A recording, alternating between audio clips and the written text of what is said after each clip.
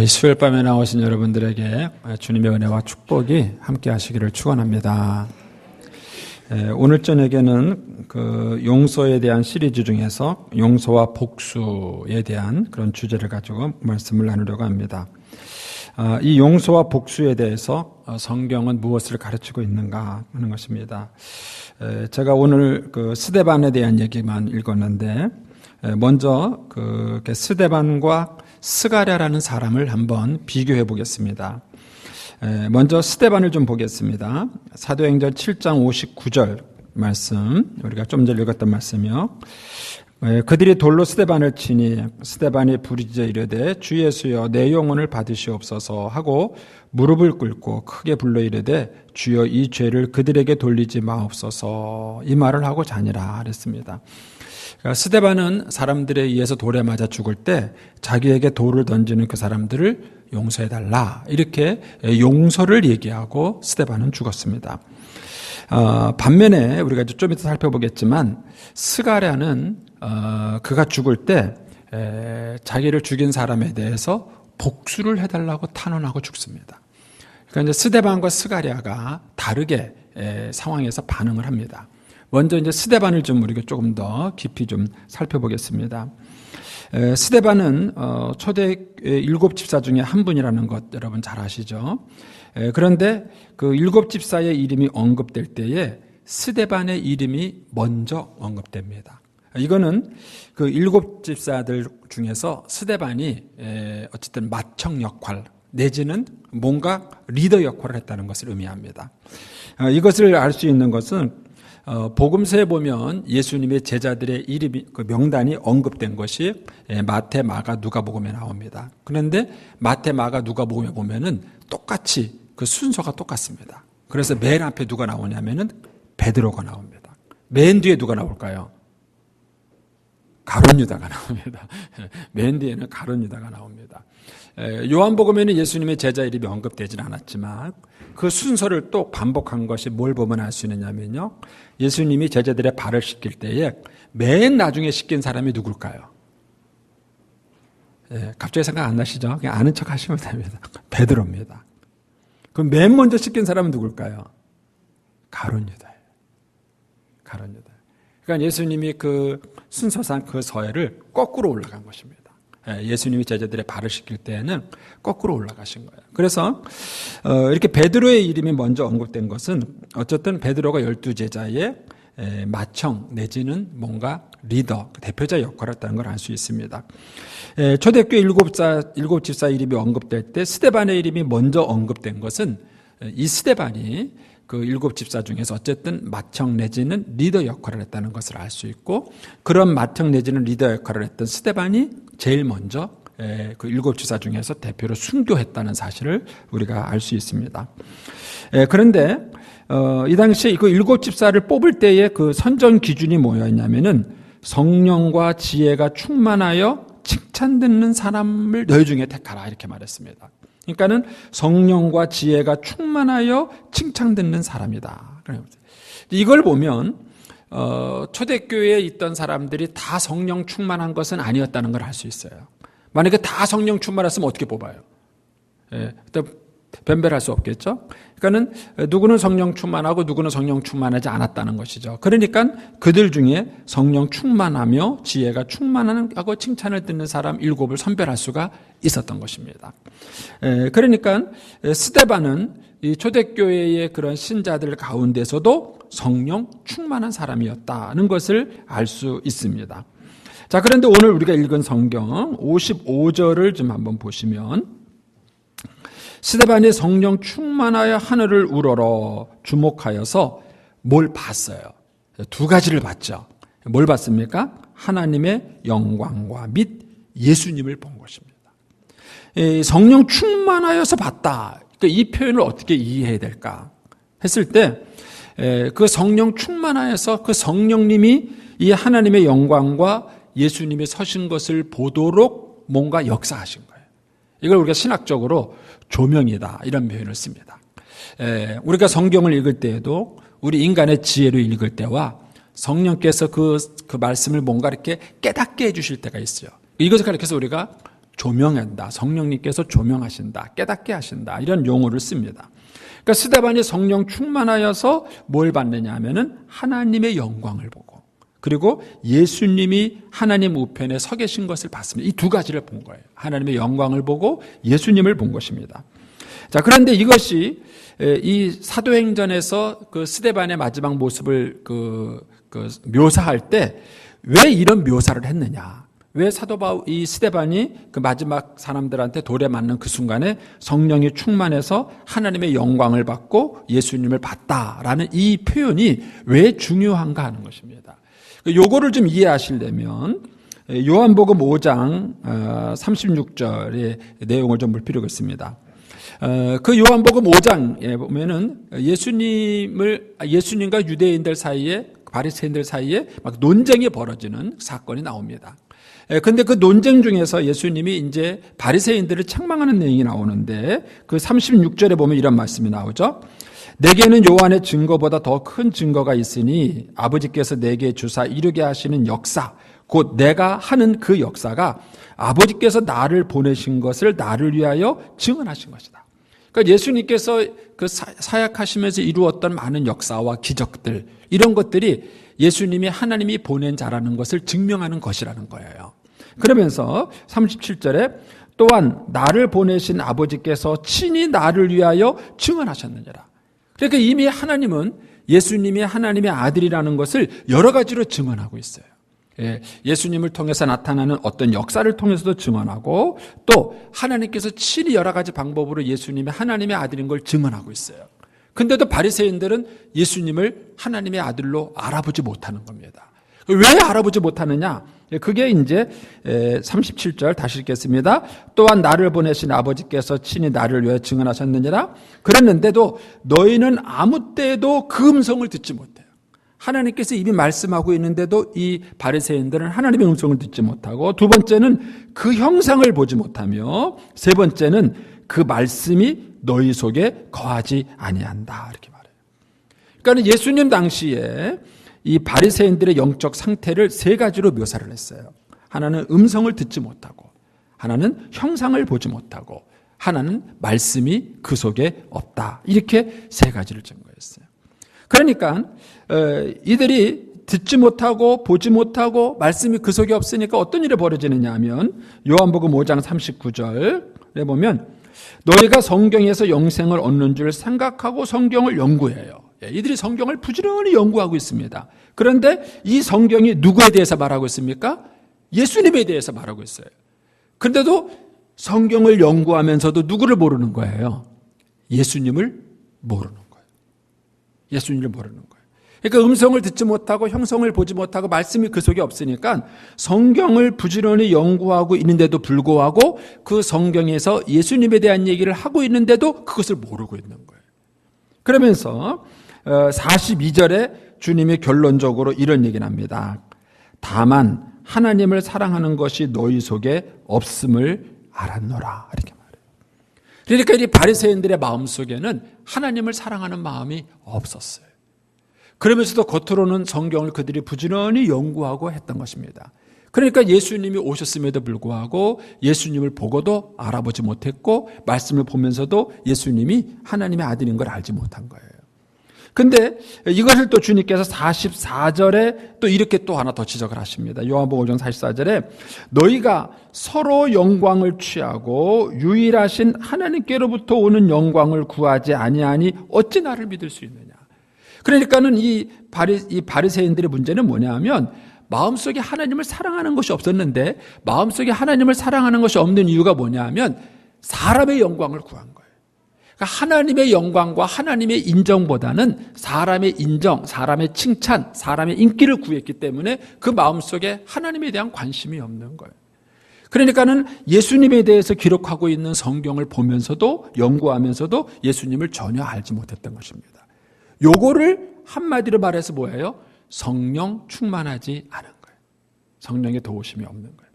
그런데 스데반은 이런 바리새인의 상태와는 반대였죠. 다시 우리가 아까 봤던 55절 사도행전 7장 55절에 보면은 스데반의 상태는 이런 바리새인의 상태와는 반대였던 것입니다. 성령이 충만하여서 하나님의 영광을 보았고 예수님이 계신 것을 보았던 것이죠. 이것이 이 스데반과 바리새인들이 다르게 행동할 수 있었던 것입니다. 즉 스데반은 어떻게 해서 자기에게 돌을 던지는 사람들을 용서할 수 있었는가? 남이 보지 못하는 걸 봤기 때문에 그래요.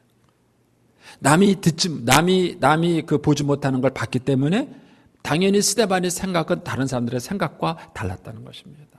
예, 제가 그 어느 책에서 봤는데 이제 그 책에서 그런 내용이에요. 그 러시아 제정 시대 때 이렇게 그 예수 믿는 사람들을 이렇게 이제 죽이는데 얼음구덩이에다가 이렇게 사람을 집어넣었다는 거예요. 얼음구덩이에다가 물구덩이에 사람을 집어넣고 얘기한 거예요. 살고 싶으면은 지금이라도 예수를 부정하고 나와라.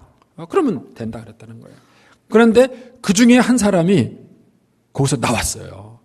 그 중에 한 사람이 거기서 나왔습니다. 그런데 그 형을 집행하고 있던 한 군인이 뭘 봤느냐 하면은 그 구덩이 가운데 있는 사람들 위에 천사가 임하고 있는 걸 그분이 본 거예요. 그러니까 이 형을 집행하던 사람이 갑자기 옷을 벗더니만은 자기가 그 빠져나온 사람의 한 구덩이에 자기가 들어가서 죽었다 그래요. 그러니까 이 사람이 그렇게 행동한 것은 뭐냐면 남들이 보지 못하는 것을 봤기 때문에 그래요. 봤기 때문에 생각이 달랐고 마음이 달랐던 것입니다. 스데반은 성령 충만해서 다른 사람들이 보지 못하는 하나님의 영광을 봤어요. 바리새인들은 하나님의 영광을 구하지 않았어요. 서로가 서로에게 영광을 구했어요. 그런데 이 스데반은 성령이 충만해서 하나님의 영광을 보았고 그리고 예수님이 서 계신 것을 봤어요. 이 다른 것을 본 것이 스데반으로 하여금 다른 행동을 하게 만든 것입니다. 이것이 스데반이 용서할 수 있었던 이유입니다. 자, 그러면 이번에는 스가랴를 한번 보겠습니다. 스가랴 역대하 24장 21절입니다. 역대하 24장 21절에 보면 무리가 함께 꾀하고 왕의 명령을 따라 그를 여호와의 전뜰 안에서 돌로 쳐 죽였더라. 요아스 왕이 이와 같이 스가랴의 아버지 여호야다가 베푼 은혜를 기억하지 아니하고 그의 아들을 죽이니 그랬습니다. 이거는 이제 여러분들이 나중에 역대하 24장, 22장, 23장, 24장을 다 읽어보셔야 돼요. 여기는 이제 읽어보시면 알 수 있는데 요아스라는 왕이 나오죠. 지금 본문에. 그 다음에 여호야다가 나오죠. 그 여호야다의 아들이 누굽니까? 스가랴예요. 여호야의 아들이 스가랴예요. 그런데 이 요아스라는 왕이 그 스가랴를 죽인 거예요. 근데 뭐라고 표현되어 있죠? 여호야다가 베푼 은혜를 기억하지 아니하고 이런 말이 나옵니다. 자, 이거는 이제 역사를 좀 더 거슬러 올라가면은 아하방의 부인 이세벨, 네. 내 엄마 아달랴가 있는데 그 아달랴가 좀 헷갈립니다. 제가 아달랴가 자기가 그 왕권을 유지하려고 이 할머니가 손자와 조카 왕이 될 수 있는 사람을 싹 다 죽여요. 참 지독한 할머니죠. 그걸 싹 죽입니다. 그럴 때 이 여호아하스의 부인이 이 요아스의 이모였습니다. 그래가지고 이 요아스가 한 살 때, 그러니까 막 태어난 거죠. 태어나서 한 살 그때 그 어린아이를 데려다가 성전에다가 숨겨놓습니다. 그러니까 이제 이 아달랴가 사람들을 다 죽이다가도 요아스를 못 찾은 거예요. 갓난아기고 어린애니까 죽었을 거라 생각을 한 거죠. 그리고 거기서 6년 동안을 숨겨서 요아스를 살려줍니다. 그리고 난 다음에 요아스가 7살 되던 해에 요아스를 보여주고 그리고 이 진짜 왕을 따르는 그 충신들을 통해 가지고 이 아달랴를 쫓아내고 요아스를 왕으로 세웁니다. 그래서 이 요아스가 7살의 왕이 돼요. 그리고 40년 동안을 하나님을 잘 섬기면서 통치를 잘합니다. 그래서 여호와 보시기에 정직히 행하였더라 이렇게 말을 해요. 그런데 40년이 지나서 여호야다가 죽습니다. 이모부가 죽은 거죠. 제사장이면서도 이모부가 죽은 거예요. 죽고 나니까 그때부터 이 요아스가 마음이 변해요. 그래가지고 여러 신하들의 마음을 따라다니면서 우상도 숭배하게 되고 그 우상을 숭배하는 것을 잘못됐다고 지적하는 이 스가랴를 죽여요. 그러니까는 적어도 스가랴를 죽이면은 안 돼요. 뭐 감옥에 가두든지 뭐 이렇게 한다 하더라도 죽이면은 안 돼요. 왜냐면은 이 스가랴는 자기의 생명의 은인이잖아요. 또 자기를 왕위를 복권할 수 있도록 만들어준 그 이모부의 아들이에요. 근데도 불구하고 그 스가랴를 죽인 것입니다. 이것을 가리켜서 이제 오늘 그 역대하 24장 22절에 요아스 왕이 이같이 스가랴의 아버지 여호야다가 베푼 은혜를 기억하지 아니하고 그의 아들을 죽였어요. 그러니까 이것을 아는 스가랴가 얼마나 화가 나겠어요. 자기 아버지의 은혜를 받아서 목숨을 건져서 지금까지 왕이 되고 살았는데 이제 가서 그 왕의 은혜를 잊어버리고 자기를 죽이는 그 요아스를 보면서 스가랴가 죽으면서 뭐라 그랬습니까? 그가 죽을 때에 이르되 여호와는 감찰하시고 신원하여 주옵소서. 신원이 뭐예요? 복수예요. 여호와께서는 관찰하시고 복수하여 주옵소서. 이렇게 말을 합니다. 그러면 이 상황이 똑같아요. 똑같습니다. 여러분이 본문의 성경을 읽어보면 아시겠지만 스가랴도 돌에 맞아 죽어요. 스데반도 돌에 맞아 죽어요. 그리고 두 사람 다 억울하게 죽어요. 그런데 스가랴는 죽으면서 복수를 하나님께 기도했고 스데반은 죽으면서 용서를 구하면서 죽었습니다. 그러면은 스가랴와 스데반의 차이가 뭘까요? 이 두 사람의 차이가 뭘까요? 그게 바로 성령입니다. 성령입니다. 그러니까는 스가랴는 죽으면서 하나님의 영광을 보지 못했어요.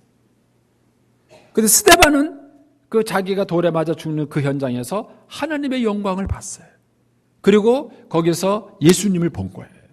그런데 그 하나님의 영광을 보고 예수님을 볼 수 있도록 역사하신 분이 누구십니까?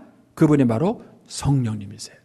그러니까는 성령님이 스데반과 스가랴의 차이를 만든 것입니다. 자, 또 한 사람의 차이를 이걸 넘어가기 전에 에스겔 36장 27절을 보겠습니다. 거기 보면 이런 말씀이 있죠. 또 내 영을 너희 속에 두어 너희로 내 율례를 행하게 하리니 너희가 내 규례를 지켜 행할지니라. 그러니까 하나님께서 이스라엘 백성들에게 성령을 약속하셔요. 근데 그 성령을 약속하신 이유가 뭐냐 하면 내 율례를 행할 수 있도록, 규례를 지킬 수 있도록. 그러니까는 성령이 없는 구약시대의 사람들은 율법을 많이 배웠지만 그 율법을 지킬 수 있는 힘이 없었어요. 왜냐하면 자기들의 힘으로는 율법을 지킬 수 있는 것이 아니기 때문에 그런 거예요. 그래서 하나님께서 신약시대에 우리에게 주신 선물이 뭐냐면은 성령이에요. 그래서 이 성령님은 우리로 하여금 율법을 지킬 수 있도록, 규례를 지킬 수 있도록 우리 가운데 역사하시는 것입니다. 자, 이번에는 아벨의 피와 예수님의 피를 한번 또 비교해 보겠습니다. 자, 히브리서 11장 4절입니다. 거기 보면 믿음으로 아벨은 가인보다 더 나은 제사를 하나님께 드림으로 의로운 자라 하시는 증거를 얻었으니 하나님이 그 예물에 대하여 증언하심이라. 그가 죽었으나 그 믿음으로써 지금도 말하느니라. 그러면은 이 아벨은 믿음으로 지금도 말한다 그랬는데 그 아벨이 지금도 말하는 게 뭘까요? 자, 그게 창세기 4장 10절에 힌트가 있습니다. 이르시되 내가 무엇을 하였느냐? 내 아우의 핏소리가 땅에서부터 내게 호소하느니라. 뭘 호소할까요?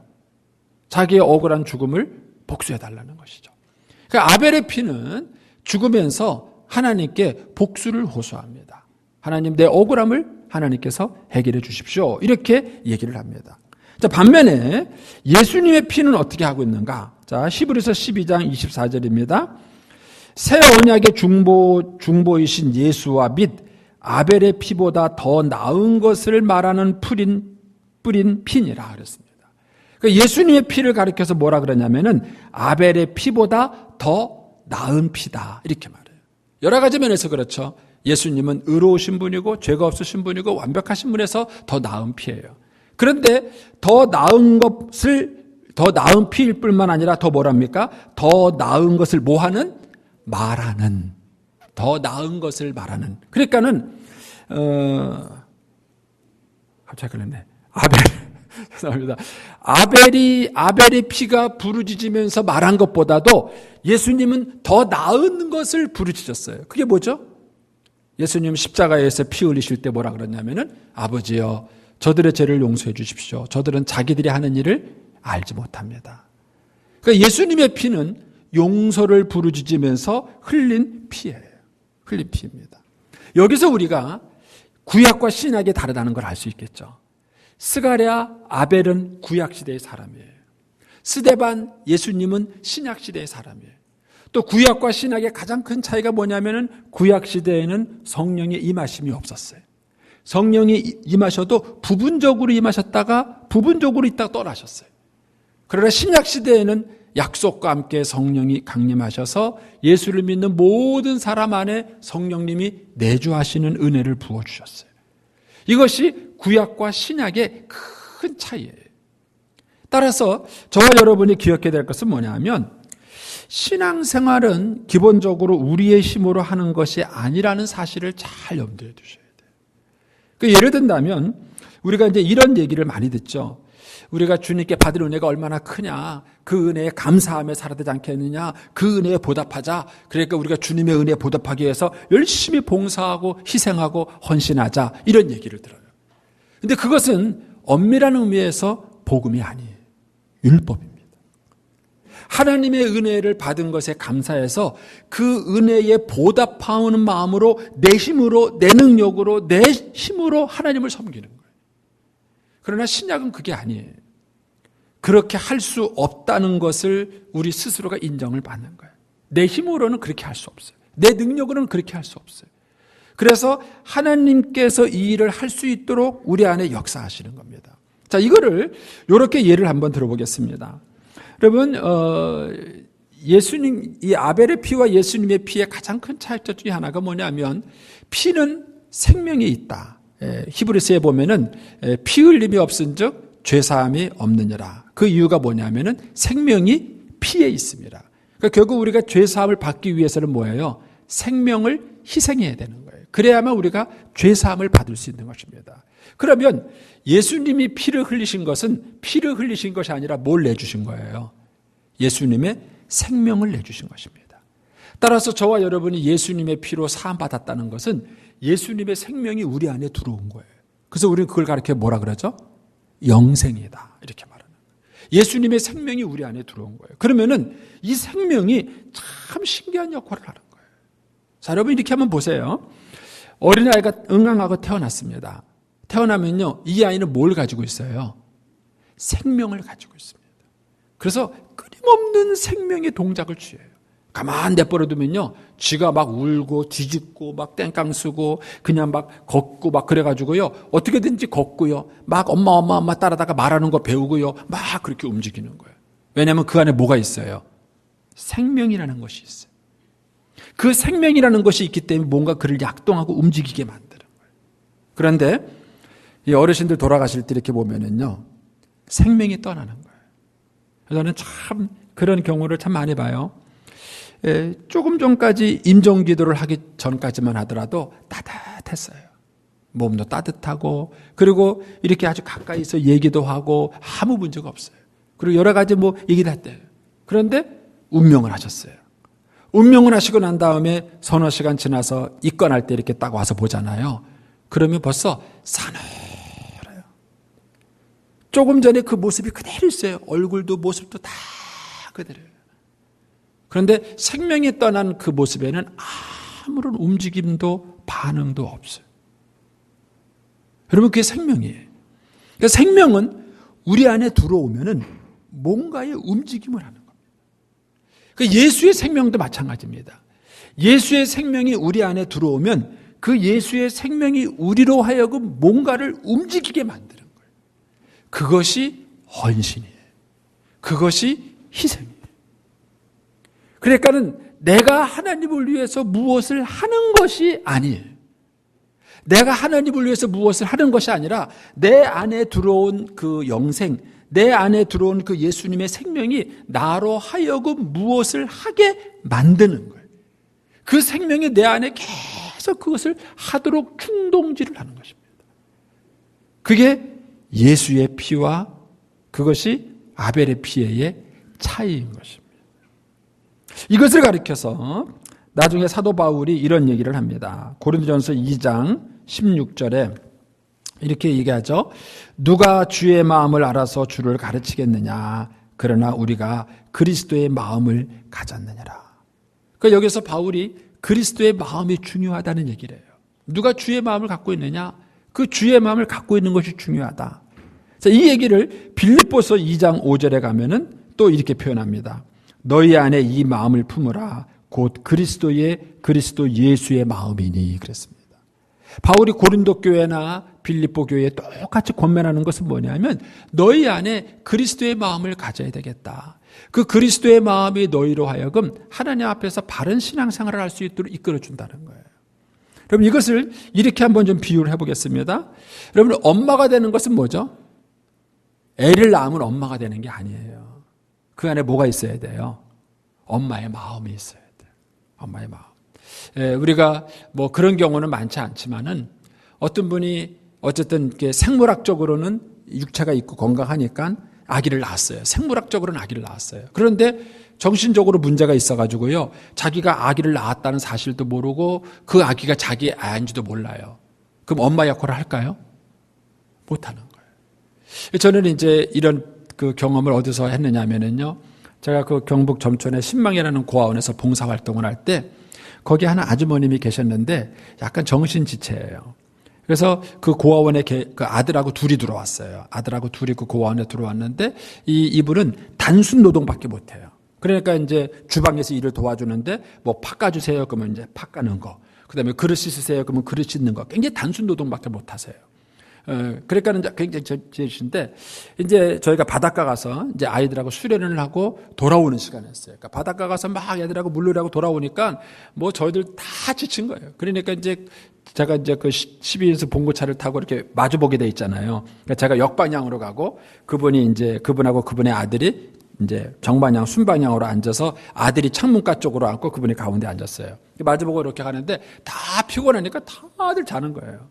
근데 이제 그 점촌에 가보시면 알겠지만은 동해안 바다에서 이렇게 오려면은요, 길이 막 이렇게 꼬불탕꼬불탕 하는 국도길을 따라와야 돼요.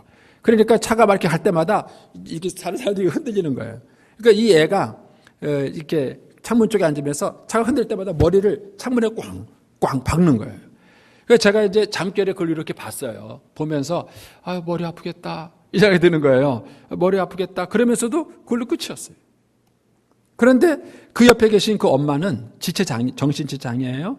그런데도 본인도 졸면서 계속 졸아요. 그런데도요, 아들이 머리 박는 것을 보면서요, 자꾸 아들을 땡기는 거예요. 이렇게. 옷을 자꾸 땡기는 거예요. 제가 그걸 이렇게 보면서, 그래, 저게 엄마다. 정신지체든 아니든 간에, 자기도 막 졸면서 막 잠결에 애를 막 땡기는 거예요. 그게 엄마예요. 그 엄마가 될 수 있는 것은 엄마의 마음을 가졌기 때문에 그래요. 그 엄마의 마음을 갖지 않으면 생물학적으로 엄마가 됐다 할지라도 엄마 역할을 못하는 거예요. 엄마 역할을 못하는 거예요. 그 엄마의 마음이 중요한 것이죠. 이것처럼 바울이 고린도 교회와 빌립보 교회에 권하는 것이 뭐냐면 너희 안에 그리스도의 마음이 필요하다. 그리스도의 마음을 가져야 너희가 건강한 신앙생활을 할 수 있다. 이 얘기를 하는 겁니다. 자, 그러면 이 얘기를 빌립보서 문맥에서 또 한번 찾아보겠습니다. 빌립보서 2장 1절부터 한번 보겠습니다. 그러므로 그리스도 안에 무슨 권면이나 사랑의 무슨 위로나 성령의 무슨 교제나 국률이나 자비가 있거든 마음을 같이하여 같은 사랑을 가지고 뜻을 합하여 한 마음을 품여 아무 일에든지 다툼이나 허용으로 하지 말고 이렇게 말합니다. 여기서 아무 일이 뭘까요? 아무 일. 이 아무 일에든지 다툼이나 허용으로 하지 말고 할 때 이 아무 일이 뭘까요? 그럼 다시 한번 보세요. 1절부터 다시 보세요. 1절 보여주죠. 그러므로 그리스도 안에 무슨 권면, 사랑의 무슨 위로, 성령의 무슨 교제, 국률, 자비가 있거든. 이렇게 얘기했어요. 그리고 난 다음에 3절에 가서 아무 일에든지 이렇게 말을 해요. 그러면 1절에서 말한 내용들, 아까 제가 말한 권면, 위로, 교제, 국률, 자비 요 목록들이 아무 일에 들어갈까요? 안 들어갈까요? 대답을 해주세요. 들어갈까요? 안 들어갈까요? 들어가요. 물론 다른 것도 더 들어가겠죠? 다른 것도 더 들어가겠지만 요 1절에 언급된 이 내용이 들어가요. 근데 놀라운 것은 뭐라고 말을 하냐면은 아무 일에든지 다툼이나 허용으로 하지 말고 이렇게 얘기를 해요. 그러면 앞에서 열거한 내용들을 직접 넣어보세요. 자, 보세요. 사랑, 권면, 위로, 교제, 국률, 자비를 행할 때에 다툼이나 허용으로 하지 말고 이렇게 되는 거예요. 이해하시겠어요? 쉽게 말하면 우리가 다툼이나 허용으로 하는 게요. 무슨 뭐 경쟁하고 싸우고 이런 데서만 이루어지는 게 아니라는 거예요. 권면하는 자리에, 위로하는 자리에, 국률을 베푸는 자리에서도요. 사람이 다툼이나 허용으로 할 수 있다는 거예요. 그러면 다툼이나 허용으로 하겠다는 것은 무슨 얘기예요? 왜 다툽니까? 왜 허용을 부립니까? 그거는 쉽게 말하면 자기를 드러내겠다는 거예요. 내가 하겠다는 나 자신을 드러내기 위해서 다툼이나 허용을 하게 되는 것이에요. 그러니까는 바울이 그런 얘기를 하는 겁니다. 그 문맥에서 쭉 내려가면서 5절로 갑니다. 5절에 그렇게 말합니다. 너희 안에 이 마음을 품어라. 그렇게 말을 하는 거예요. 그러니까 우리가 외형적으로 권면, 위로, 교제, 국률, 자비 이런 어떤 외형적인 형태가 더 중요한 것이 아니라 중요한 것은 그것을 행하는 사람의 뭐다? 마음인 거예요. 그 마음에 그리스도의 마음이 있으면 이런 것들을 그리스도의 마음으로 행할 수 있다는 것입니다. 자, 그러면 요 내용이 아까 우리 스가랴와 스데반, 아벨과 예수님의 비유를 통해서 한번 보세요. 결국 스가랴나 아벨에게 없었던 것은 뭐냐 하면은 그리스도의 마음, 하나님의 마음이었던 거예요. 그리고 그 마음을 품을 수 있도록 도와주시는 분이 누구다? 그분이 바로 성령님이시다 하는 것입니다. 따라서 이 용서와 복수에서 그것을 우리 인간의 힘과 능력으로 하는 것은 아니에요. 그것이 우리의 마음속에 성령님께서 보여주시는 감동이 있어서 스데반처럼 하나님의 영광을 보고 예수 그리스도를 봐야 돼요. 그리고 그것이 보여지는 것이 우리의 마음속에 뭘 심어줍니까? 그리스도의 마음을 갖게 하는 것입니다. 그리고 이 다른 것을 보고 다른 것을 느끼게 만드는 것이 이 구약시대에 있는 성도들과 다른 선택을 할 수 있도록 만든다는 것입니다. 저와 여러분의 마음속에 성령의 도우심으로 말미암아 그리스도의 마음이 충만할 수 있게 되기를 축원합니다. 기도하겠습니다. 살아계신 하나님 아버지, 오늘 저희들이 신약 시대를 살아가는 성도들로서 성령님의 도움으로 그리스도의 마음을 품을 수 있게 하여 주시옵시고 우리가 예수 그리스도의 모습을 담는 자로 서게 하여 주시옵소서.